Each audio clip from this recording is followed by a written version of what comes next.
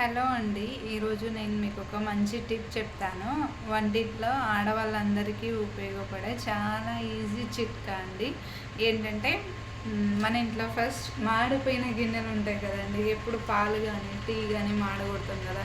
ఇది ఎలా క్లీన్ చేసుకోవాలో తెలియక సతమతం అవుతుంటాం కదా. ఇంకోటి ఏంటంటే మన ఇంట్లో ఉండే ఇత్తడి చెంబులు కానీ, ఇత్తడి గ్లాసులు కానీ, ఇత్తడి బిందెలు కానీ ఇవంతా నల్లగా అయిపోతాయి. వీటిని ఎలా క్లీన్ చేయాలో తెలియదు. ఇది నేను ఒకటి చెప్తాను, అది చేయండి.